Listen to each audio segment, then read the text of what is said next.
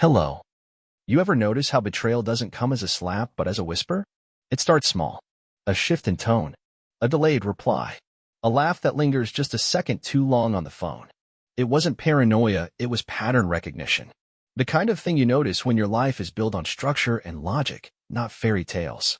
I wasn't the kind of man who jumped to conclusions, but I was the kind who collected evidence before making a move. The first red flag? The sudden obsession with her phone. We used to be the kind of couple who left our devices face up, unlocked, without a second thought. Then, one day, hers became glued to her palm, locked tighter than Fort Knox. If I so much as glanced at it, she'd react like I was trying to access the launch codes for a nuclear strike. That was my first clue. And in my world, clues lead to conclusions. I didn't rage. I didn't accuse. That's what weak men do, blow up, scream, demand answers. No, I played the long game. I watched. I listened. I waited. And sure enough, the puzzle pieces started falling into place. There were the late workouts at the gym, except her gym bag always came back home suspiciously untouched. There were the mysterious girls' nights that no actual photos or stories ever emerged from. There was the change in perfume, a scent that wasn't for me. But the moment that confirmed it? The missing mileage on her car. You can lie with words, but numbers never lie. And the numbers told me she was making trips that had nothing to do with yoga or brunch with the girls. I could have confronted her then. I could have demanded the truth. But why give her the satisfaction of control? She had been leading this game in secret, thinking she was playing me for a fool. That was her mistake. Because now, I was the one in control. And I wasn't going to play the fool, I was going to play the mirror. I started coming home later than usual. Not too late, just enough to make her wonder. Just enough to make her think. Late meeting, I'd say, tossing my jacket over the chair with an easy smile. You know how it is. I watched her reaction, the way her eyes flickered just slightly with something she wasn't used to feeling doubt. Then came the little details, the kind that plant seeds. A receipt from a restaurant she didn't recognize, casually left on the kitchen counter. A vague text I forgot to clear from my notifications, something harmless yet suggestive enough to gnaw at her. The cologne she'd never smelled before, lingering just faintly enough on my collar. I made sure to never give her certainty, only curiosity. The same kind she had once wielded against me. At first, she brushed it off. She had the upper hand, after all. Or so she thought. But as the weeks passed, I saw the cracks begin to form. She started asking more questions. Texting me more often. Where are you? Are you still at work? Who were you talking to just now? The hypocrisy of it all was almost poetic. And then, the real fun began. The night she randomly decided to check my phone. She thought I was asleep, but I wasn't. I had left just enough breadcrumbs to make her think there was something to find. She scrolled, hesitated, scrolled again. Her breathing changed. Her fingers gripped the phone tighter. And in that moment, I saw the irony settle in. The woman who had lied so easily to me was now losing sleep over the mere possibility that I might be doing the same to her. That's when I knew. She wasn't the queen of this chessboard. She was just another piece waiting to be knocked over. But I wasn't done. Not yet. No, I wanted her to feel it, to really feel it. To sit in the uncertainty, the paranoia, the gnawing doubt that eats away at your confidence. To wonder, late at night, if the man sleeping beside her was already gone. I had already decided my next move. But first, I needed her to dig her own grave a little deeper. Because the thing about people like her? They never stop lying. And soon, she was going to make the one mistake that would let me in this game on my terms. You ever look back at a memory and realize it was a lie? Like watching an old home video, but now you see things you didn't notice before. A glance that lasted too long. A smile that didn't quite reach the eyes. A moment that should have felt warm but now feels cold. That's how I remember my marriage before the truth. A picture-perfect life, until I saw the cracks. 12 years. That's how long we were together. 12 years of love, loyalty, and what I thought was a rock-solid partnership. It wasn't a fairy tale, no. We had our arguments, our moments of silence over dinner, the occasional cold shoulder. But that was normal, right? That's what marriage was, learning to live with someone, through the good and the bad. And the good? It was real. At least, that's what I told myself. Mornings were slow, peaceful. I'd wake up first, always. Habit. My internal clock was tuned to the rhythm of responsibility. I'd get out of bed quietly, careful not to wake her. She always slept in, tangled in the sheets, her hair a mess. I used to love that. There was something innocent about it. watching her breathe steadily while the sun crept in through the blinds. I'd head downstairs, start the coffee, let the scent fill the house. Routine. Stability. The kind of thing you don't appreciate until it's gone. She'd come down later, still half asleep, draped in one of my old shirts. That was her thing. She never wore her own clothes in the morning. Always mine. Morning. She'd mumble, stretching, pressing a lazy kiss to my cheek before stealing my coffee cup, claiming mine tasted better. A joke we repeated every morning for years. Familiar. Comfortable. Weekends were ours. Saturday brunches, grocery runs where we'd debate over which brand of pasta sauce was better, late-night drives with the windows down, singing badly to songs from our college days. She was my best friend. Or at least, she played the role well. We hosted dinner parties, laughed over wine with friends, played the perfect couple. And I believed it. I believed it when she looked at me across the room with that soft expression, like I was the only man she'd ever need. I believed it when she curled into my side on the couch, tracing lazy patterns on my arm while we watched some show neither of us really cared about. I believed it even in the quiet moments, the ones where words weren't needed, just presence. But looking back, there were signs. Small, insignificant at the time, but now they stood out like flashing red lights. Like the way she used to hold on to me just a little tighter when we hugged. Back then, I thought it was love. Now, I wonder if it was guilt. Or the way she started complimenting me out of nowhere. Random. Almost forced. You're such a good husband. I don't tell you enough how much I appreciate you. Strange, right? How someone who's cheating tries to convince themselves they aren't the bad guy. Then there were the little changes. A new perfume, one she never wore around me. A sudden interest in fitness, but never asking me to join her. Her phone, once left anywhere, now always in her pocket, face down on the table, locked with a passcode she never used before. I brushed it off. That's what love does. It blinds you. It makes you rationalize. She was just growing, changing. People do that. Marriage wasn't about being the same people forever. It was about evolving together. That's what I told myself. That's what I believed. Until I couldn't. Because for every warm memory, every tender moment, there was now a shadow hanging over it. A question. Was she already seeing him when we went on that trip to the mountains? When she held my hand under the stars, was she thinking about him? Did she send him a text right after kissing me goodnight? The past was no longer a place of comfort. It was a crime scene, littered with clues I had been too blind to see. And the worst part? She still acted the same. Even after I started noticing the cracks, she smiled like nothing had changed. She still kissed me goodbye in the mornings. Still curled into me at night. Still told me she loved me. I think that's what made it so easy for her. The lie wasn't just something she told me. It was something she lived. But now I knew better. Now I was watching, waiting, calculating. Because if she thought she had played me, she had no idea who she was dealing with. It started with a smile.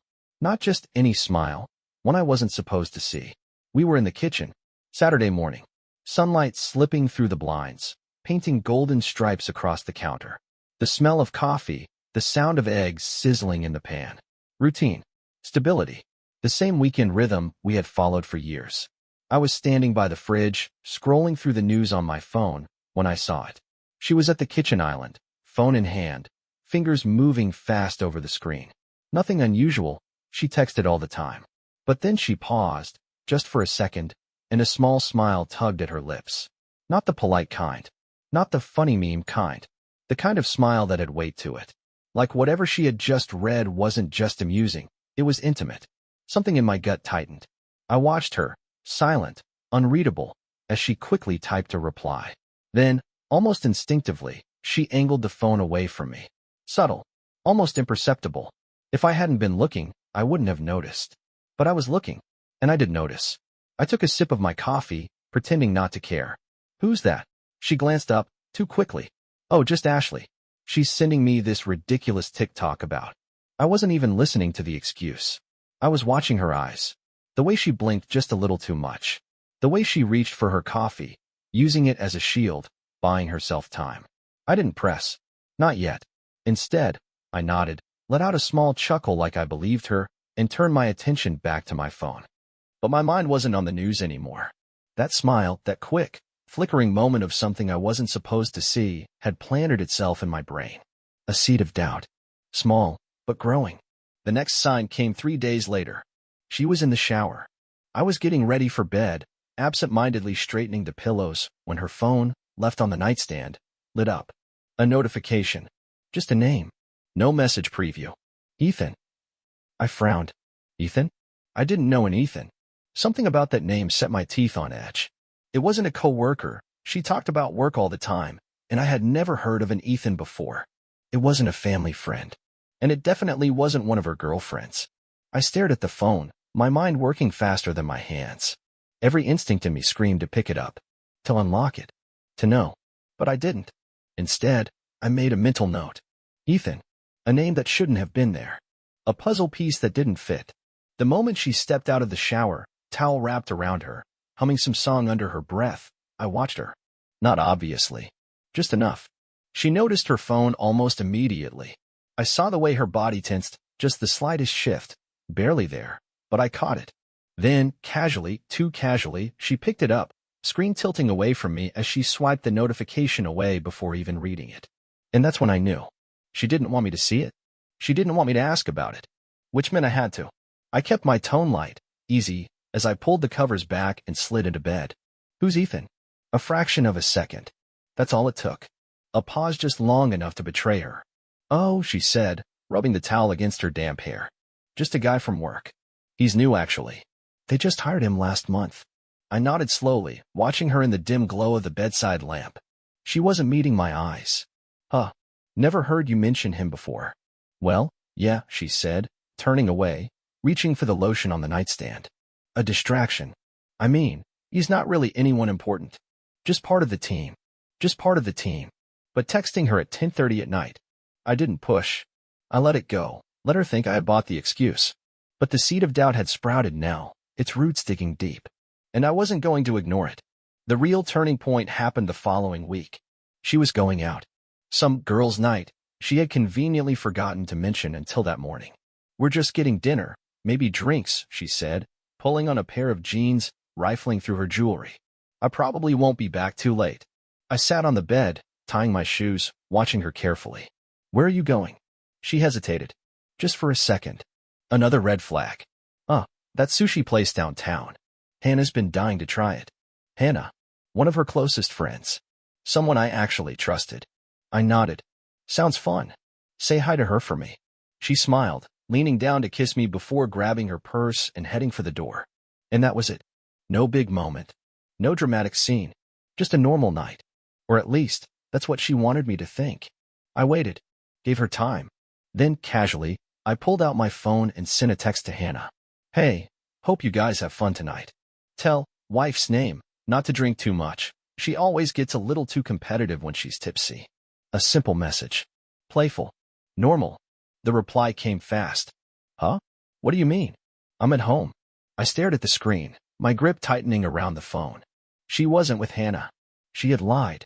For a long time, I just sat there, staring at that message, letting it sink in. And that was the moment I knew, without a doubt, that something was very wrong. That text from Hannah changed everything. It was no longer about suspicion. It was about certainty. My wife was lying to me. And if she was lying about this, then what else? I didn't react. Not outwardly.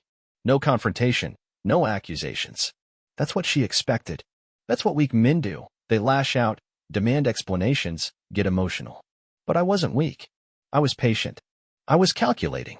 I wasn't going to accuse her of anything until I had the kind of proof that left no room for escape. If she wanted to play games, I would play better. I started small. Observation. I had always trusted her blindly, never questioning, never second-guessing.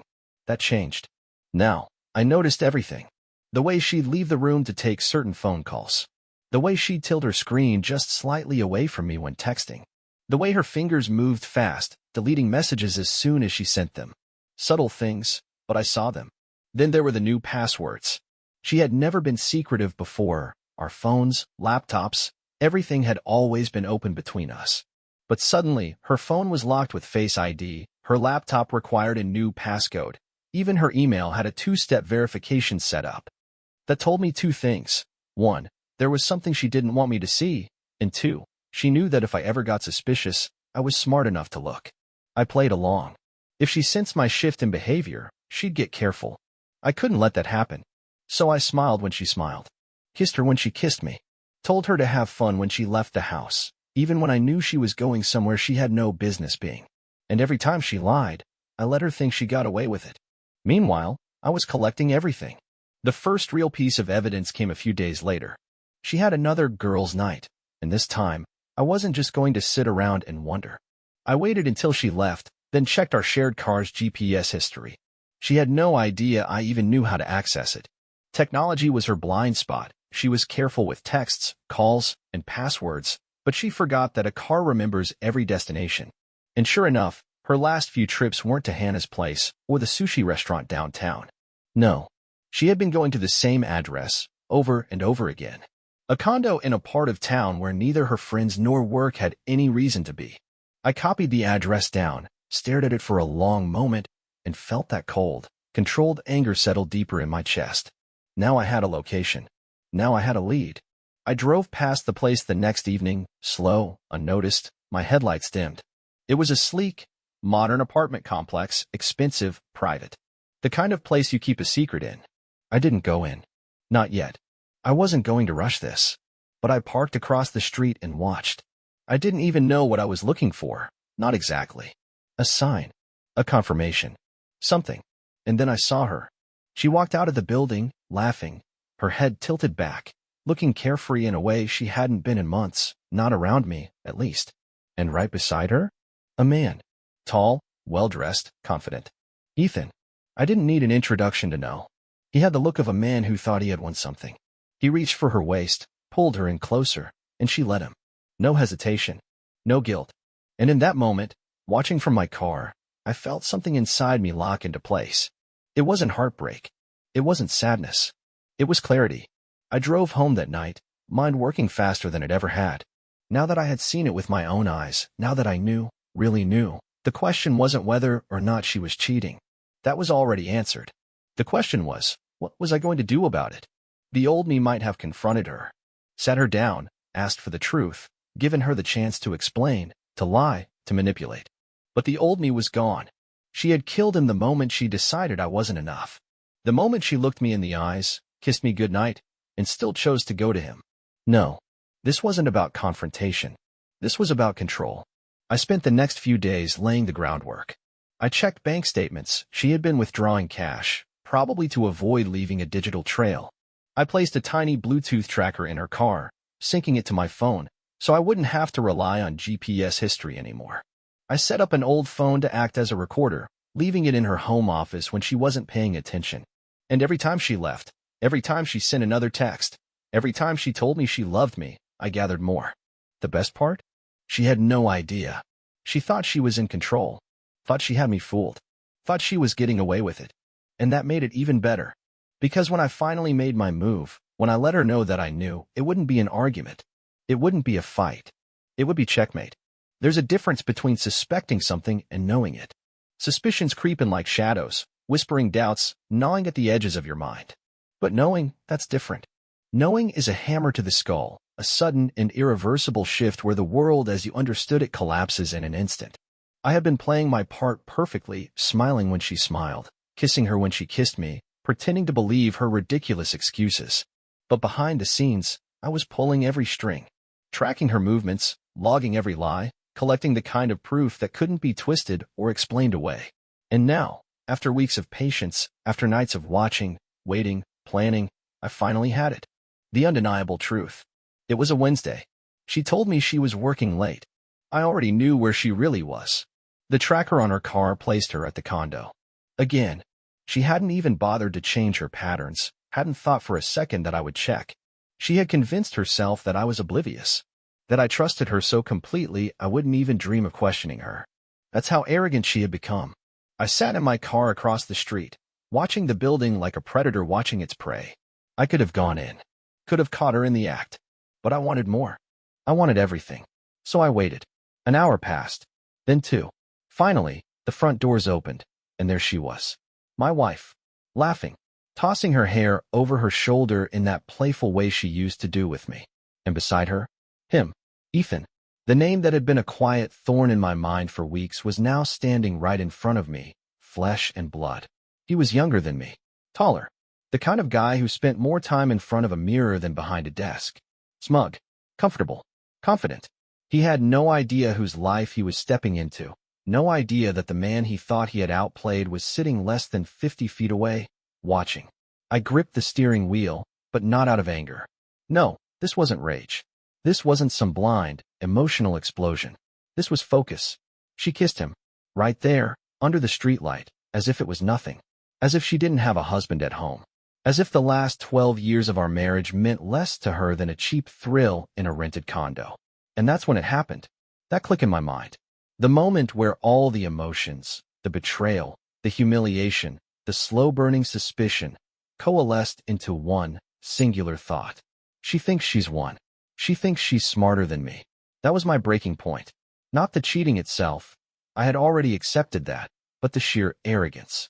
The audacity to throw it in my face, to live this second life right under my nose, assuming I was too blind to ever see it. I took a deep breath, let the anger settle into something colder, sharper. This wasn't the time for confrontation. That would be too easy, too predictable. She wanted me to find out eventually, but on her terms. She wanted to control the narrative, to paint herself as the victim when the time came. Maybe she would have sat me down, teary-eyed, told me she was unhappy, that it just happened, that she never meant to hurt me. And if I had been some desperate, pathetic man, I would have believed it, would have begged for an explanation. Not me. I pulled out my phone, scrolled through the messages I had extracted from her cloud backup. Months worth of texts, photos, voice notes. Every I miss you. Every last night was amazing. Every plan they had made to be together, mapping out a future where I was just an inconvenience they had to remove. And then I found it. The final, undeniable, irrefutable piece. A photo. Not just any photo. A selfie. Her. In our bed. Not the condo. Not a hotel. Our bed. The place where I slept, where we had built a life together, where I had once felt safe. And now, it was nothing but a crime scene. A place defiled by her selfishness, her deceit. I stared at the image, memorized every detail. The sheets, the way the pillows were positioned, the dim glow of our bedside lamp. And right there, beside her, an arm. His arm. She had brought him into my home, into my space. I felt something shift inside me. Something dark. Something final. This wasn't just an affair. This wasn't just a betrayal. This was disrespect. And for that, there would be consequences. I closed my phone, exhaled slowly, and drove home, my mind already constructing the perfect plan. I wouldn't yell. I wouldn't cry. I wouldn't let her know what I knew. Not yet. Because when I moved, when I struck, she wouldn't see it coming. And by the time she realized what had happened, it would be far too late. Revenge, real revenge, isn't about anger. It isn't about shouting, throwing things, or making a scene. That's for fools.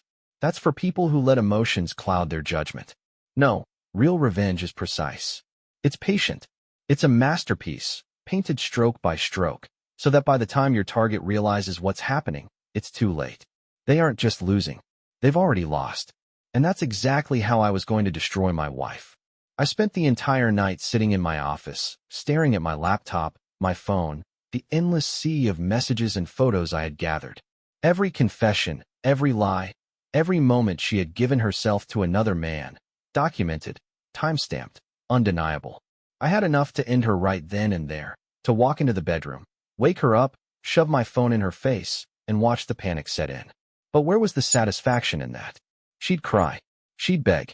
She'd twist the story, try to make me feel like I had somehow pushed her to this. And maybe, in a different world, in a different version of myself, I might have let her. But not now. She thought she was clever. Thought she had everything under control. That was her mistake. Because if she had really understood the kind of man she was married to, she would have been afraid. I wasn't just going to leave her. That was too simple. Too kind. I was going to make sure that when I walked away, she wouldn't just lose me. She'd lose everything. The first step was understanding her weaknesses. What did she care about most? It wasn't me. That much was obvious. It wasn't even Ethan, the pathetic excuse of a man she had risked everything for. No, what she truly valued, the thing that defined her, was her reputation. The way people saw her. The perfect wife. The successful career woman. The charming, social butterfly who had everyone fooled. She thrived on admiration, on the illusion of a flawless life. So I would shatter that illusion. I started making calls. Not reckless ones, strategic ones. I had contacts, people she never thought about, people she underestimated. The first was her boss, a man who, despite his professional demeanor, valued loyalty above all else. I knew something she didn't. He had fired someone just last year for an affair that had compromised the integrity of the company. A ridiculous standard, maybe, but a standard nonetheless. So I crafted the perfect email, attaching a carefully selected set of messages and photos, just hinting, at inappropriate workplace behavior. Enough to make him question, to make him suspicious, but not enough to make him confront her outright. Not yet. Next, her friends. The ones who thought they knew her. The ones who had gossiped about other women who had cheated, called them disgusting, said they could never forgive someone like that. I made sure they saw the truth. Not from me. That would be too obvious. No, I let them find it themselves. A few anonymous messages, a strategically placed social media post, and the whispers began. Then, Ethan. Oh, Ethan. He was the easiest piece to move. Because men like him, they never think they're being played. They think they own the game. But he didn't. I did. A single conversation with someone I knew in his office was all it took. One carefully worded question about company policies on interoffice relationships, paired with a subtle mention of his name, and suddenly, he wasn't just a guy having an affair, he was a liability. His reputation, his promotions, his future, all thrown into uncertainty. Just enough to plant the seed of doubt in his own mind. And then, the final move. She had no idea I had already met with a lawyer, that our joint accounts weren't so joint anymore, that the house she thought she would get in the divorce had already been maneuvered into a position that left her with nothing, that every piece of financial security she had relied on, every investment, every asset, every carefully balanced part of the life she had built, was already slipping through her fingers. By the time I was done, she wouldn't just be losing me. She would be losing her job, her friends, her lover, her stability. And the best part? She wouldn't even see it coming. Not yet. No, for now, I'd keep playing my role. The loving husband. The unsuspecting fool. I'd kiss her goodbye when she left for work. I'd nod and smile when she texted me she'd be home late. I'd let her think she still had control. Because when the final moment came, when everything I had set in motion came crashing down, I wanted her to feel it. To understand, with absolute, undeniable clarity, that she had gambled everything. And lost. The pieces were in place. Every lie she had told, every betrayal she had committed, every moment she had spent thinking she was in control, it all led to this. The execution. The final act where she would realize, in real time, that she had never been the one pulling the strings. That she had never been the predator. She had been the prey all along. I had waited. Patiently. Calculated every step. Ensured that when I made my move, it wouldn't just be one blow. It would be a collapse. A perfectly timed demolition, where every support beam she thought was holding up her life would buckle at once, leaving her standing in the ruins of her own making. And the best part? It would happen where it hurt her the most, where she thrived, where she built her image. The setting, a corporate gala. One she had been looking forward to for months. It was a networking event, an opportunity for career advancement, social posturing, and, most importantly, a night where everyone in her professional circle would be present. Her boss, her colleagues, her friends who lived for scandal but pretended to despise it. She had been talking about this event nonstop, picking the perfect dress, rehearsing conversations in front of the mirror, ensuring she looked untouchable. That was exactly where I wanted her. She thought I was busy that evening, thought I had a work commitment, something that would keep me occupied and unaware of whatever excuse she had planned for slipping away early. That's why, when I showed up, she wasn't expecting it. I arrived just late enough for the event to be in full swing. The room was a glittering display of power plays and false smiles, wine glasses tilting in carefully measured conversations, laughter that carried just a second too long. She was in the center of it, surrounded by her colleagues, effortlessly charming. And beside her, as I knew he would be, was Ethan. I watched her for a moment, unbothered. There was no rush. I let the anticipation build, let the weight of what was coming settle in my chest. Then, with practiced ease, I walked forward. She saw me before I reached her. Her expression flickered, shock, confusion, a brief moment of panic before she covered it with a smile. "What are you doing here?" she asked, voice light, as if my presence was nothing more than a pleasant surprise. I smiled back. Couldn't miss it. After all, this is such an important night for you.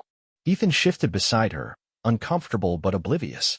The people around us sensed something, that subtle tension in the air when something is off, but they didn't step away. They were too curious, too entertained by the possibility of a scene. I let the silence stretch just a little too long, just enough for her to fidget. And then, with a casual ease, I pulled my phone from my pocket and held it up. Actually, I said, I wanted to show you something. One tap. That's all it took. The room went silent as the screen behind me, meant for a slideshow of corporate achievements, lit up with something else entirely. Messages. Photos. Screenshots of every moment she thought had been hidden.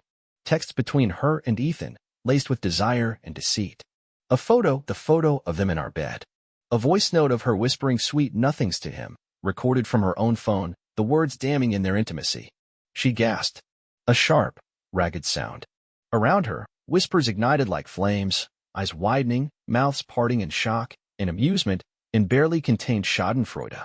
I turned to Ethan, who had gone rigid, his face pale.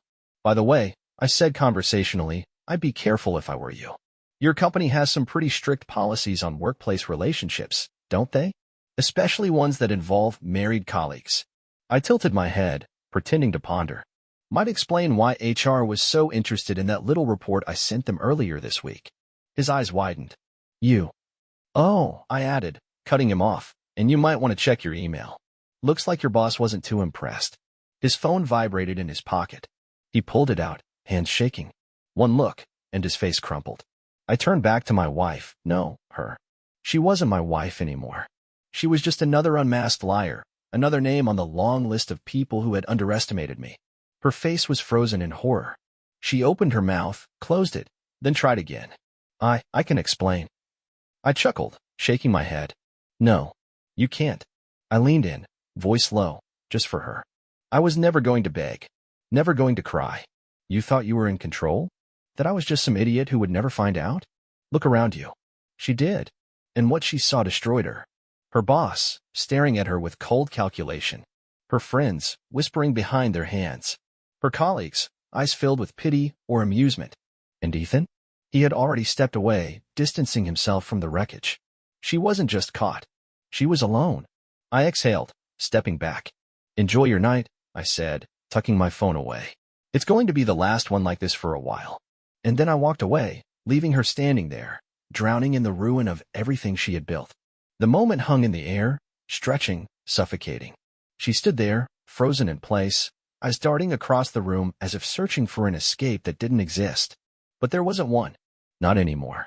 The whispers had turned into murmurs, quiet conversations laced with amusement, judgment, and something close to pity. Not for her, but for the sheer spectacle of her downfall. The perfect wife, the charming socialite, the successful career woman, all of it had unraveled in seconds, her entire carefully constructed facade crumbling under the weight of undeniable truth. Her hands trembled as she clutched at her dress, her breathing shallow. She turned to me, desperation flickering behind her eyes. Please, she whispered, her voice barely audible. Let's talk about this. Not here. Not like this. I tilted my head slightly, pretending to consider her words. Not here. I echoed. You mean not in front of the people you spent years impressing? The ones whose opinions actually matter to you? Her throat bobbed as she swallowed hard. She took a step closer, lowering her voice, trying to regain some control. I made a mistake. I let out a quiet chuckle, shaking my head. No, I corrected. A mistake is forgetting an anniversary. A mistake is saying something you don't mean in the heat of an argument. This. I gestured toward the screen, which still displayed the proof of her betrayal for the entire room to see. This wasn't a mistake. It was a choice. Repeatedly. Tears welled in her eyes now, glistening under the dim event lighting. She wasn't crying because she regretted what she had done. She was crying because she had lost. Because she had miscalculated. Because she had assumed I would be too blind, too weak to ever catch her, let alone do anything about it. She turned, grasping for someone, anyone who could save her. But there was no safety net.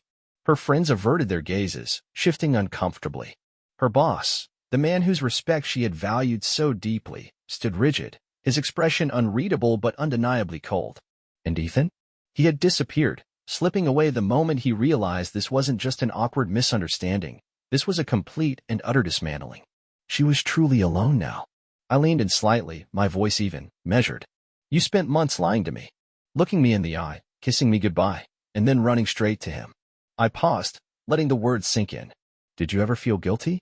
Even once? She opened her mouth, hesitated. And in that hesitation, I had my answer. I smiled, but there was no warmth in it. That's what I thought. She shook her head, trying again. It didn't mean anything. I held up a hand, cutting her off. Don't insult me. She flinched at the sharpness in my tone. Good. Now she understood. Now she felt it. That sinking, helpless feeling of realizing you have no control. That the narrative isn't yours to shape anymore. She tried again, this time switching tactics. I still love you. I let out a quiet exhale, tilting my head slightly. Love. I repeated, as if tasting the word. You don't even respect me. You don't love me. You love what I gave you. Stability. Security. A life where you could do whatever you wanted without consequences. I gestured around us. But now? Now you're finally facing them. She pressed a shaking hand to her forehead, as if trying to steady herself. Can we just talk? Please. In private. I studied her for a moment, then reached into my pocket and pulled out a neatly folded envelope. Her breath hitched as I extended it toward her. Slowly, cautiously, she took it, her fingers trembling as she unfolded the papers inside. Her face drained of color. What is this? Divorce papers, I said simply. Already signed. I filed them this morning. Her hands clenched around the papers. You can't just. I can, I interrupted. And I did. She looked up at me, eyes wild now, panic setting in. We can fix this, she blurted, grasping at straws. I can fix this. I'll end it with him. I laughed softly, shaking my head. You don't get it, do you? There's nothing to fix. My voice dropped just slightly, steady and cold. You made your choice. Now live with it. A shudder ran through her. I'll lose everything. I met her gaze, unblinking. I know. She opened her mouth to argue, to plead, but no words came out. Because she saw it. The finality in my eyes. The certainty. She had lost. I turned without another word, my job done, my satisfaction complete. As I walked away, the murmurs behind me grew louder, spreading like wildfire. By morning, everyone would know. The whispers would turn into stories, the stories into truths that she couldn't erase. She had built her life on an illusion. And tonight, I had burned it to the ground. The fallout was swift and merciless. She had spent years crafting an image, polished, admired, respected. And in one night, I had reduced it to ash. The whispers turned into conversations, the conversations into certainty. People didn't just suspect the truth anymore. They knew it. By the next morning, her office was buzzing with quiet, knowing glances, with half-smothered smirks behind coffee cups. The perfect, ambitious career woman had become the scandal. Her boss, the same man who once saw her as a rising star, now saw her as a liability. It started subtly, a coldness in meetings, a reluctance to assign her anything important. Then came the inevitable sit-down conversation, formal but detached. The company couldn't afford distractions. She had compromised the professional environment. They were restructuring. In the end, she wasn't fired outright. No, that would have been too simple. Instead, they made her life unbearable, pushing her out without ever explicitly saying the words. Within 2 weeks, she had no choice but to resign. Her social life fared no better. The friends who had once surrounded her, sipping wine, laughing at inside jokes, now avoided her calls. They weren't interested in her. They had been interested in the image she projected. And now that the illusion was broken, so was their loyalty. I had made sure of that. I had planted just enough doubt, just enough well-placed truths, to ensure that when they looked at her, they didn't see a victim. They saw someone who had gotten exactly what she deserved. Her family, once a source of pride, the people she had always bragged about being so close to were no different. Her mother, the woman who had raised her to believe in appearances above all else, was humiliated beyond words. Her father? Silent disappointment. They wouldn't disown her, of course, but the shame lingered in every forced conversation, in every clipped response. I knew because I had heard it. Because when her mother called me, not her, I let her know exactly what had happened. I hadn't begged for sympathy. I hadn't played the victim. I had simply laid out the facts. And once the truth was out, there was no undoing it. And then there was Ethan. I had never needed to say a word to him after that night. I didn't have to. Because the moment she lost everything, he saw her for what she truly was, not some thrilling, forbidden escape, but a sinking ship. And men like him? They don't stick around when the fun is over. He cut ties fast, distancing himself as soon as her job, her reputation, and her security started to crumble. I imagine their last conversation had been pathetic, her trying to salvage whatever was left, him making vague promises before disappearing completely. By the end of the month, he had moved on. She had lost him, too. But the real masterpiece? That was the house. She had assumed she would get it in the divorce. She had assumed that, at the very least, she wouldn't be left with nothing. But assumptions were dangerous. She hadn't read the fine print, hadn't noticed the quiet transfers, the legal maneuvering I had put in place before I had even confronted her. By the time she realized, it was too late. The house was mine. The accounts?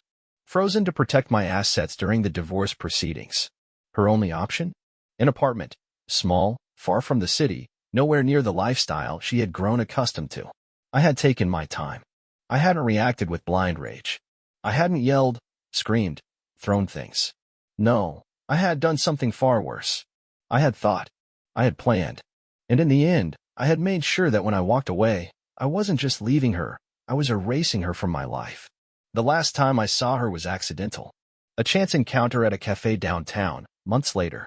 She looked different. Not just in the way she dressed, cheaper clothes, no designer labels, no expensive accessories, but in the way she carried herself. No confidence. No arrogance. Just someone who had been knocked down and never truly recovered. She saw me before I could turn away. For a second, there was something in her eyes, hope, maybe. A desperate flicker, as if she thought there might still be something left to salvage. She opened her mouth, hesitated. Then, finally, she spoke. Can we? I didn't let her finish. I met her gaze, calm, steady. And I smiled. Not cruelly. Not triumphantly. Just indifferently. Then I walked past her, without a word. Because she wasn't worth one. Not anymore. Justice isn't always loud. It doesn't always come with dramatic confrontations or fiery arguments. Sometimes, justice is quiet. Sometimes, it's the slow, calculated removal of everything someone took for granted. And when it's done right, when every move is perfectly executed, there's no need for shouting. The silence speaks loud enough. That day in the cafe was the last time I ever saw her. And even now, I don't regret walking away without a word. What was there left to say? She had made her choices. She had played her game.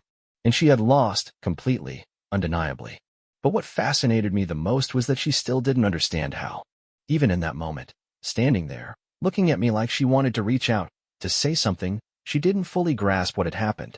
She thought she had been caught in an unfortunate series of consequences. That maybe if she had been more careful, if she had hidden things better, she wouldn't have lost everything. That's how people like her think. They never see themselves as the problem. They never think their choices are what led them here. They just think they were unlucky. But luck had nothing to do with it. She had been watched. She had been studied. And by the time she realized she was losing, the game had already been over. People often ask me if I ever regretted what I did. If there was a moment, even for a second, where I thought about stopping. About forgiving. About giving her a chance to make it right. And the truth? No. Not once. Not because I'm cold or heartless. Not because I'm incapable of forgiving mistakes. But because this wasn't a mistake. It was a choice she made, over and over again, believing she'd never face the consequences. And I made sure she did. Now, my life is my own again. No lies. No deception. No wondering who's texting my wife late at night or why she suddenly smells like cologne I don't wear. No waking up with a pit in my stomach, questioning everything I thought was real. Just peace. The kind of peace you don't appreciate until you've lived without it for too long. I don't think about her anymore. Not in the way she probably thinks I do. She likely imagines I still hold on to resentment, that I replay every moment of her betrayal, that I lie awake at night wondering why. But the truth? I don't wonder. I don't care. The past is a closed door, one I don't feel the need to reopen. But sometimes, when I hear about her through someone else, how she struggles, how she's alone, how she tries to rebuild but never quite gets back to where she was, I do wonder one thing. When she's lying awake at night, staring at the ceiling in some apartment she never wanted, does she think about me? Does she regret it? Not just the affair. Not just getting caught. But does she regret underestimating me? I'll never know. And honestly, I don't need to. But now, I have a question for you. If you were in my position, if you had been the one betrayed, lied to, humiliated, how far would you have gone? Would you have confronted her right away? Walked out without looking back? Or would you have done what I did, waited, planned, and made sure she felt it? Because people say revenge isn't worth it. that you should just move on. But tell me, if you were in my shoes, could you? Bye-bye.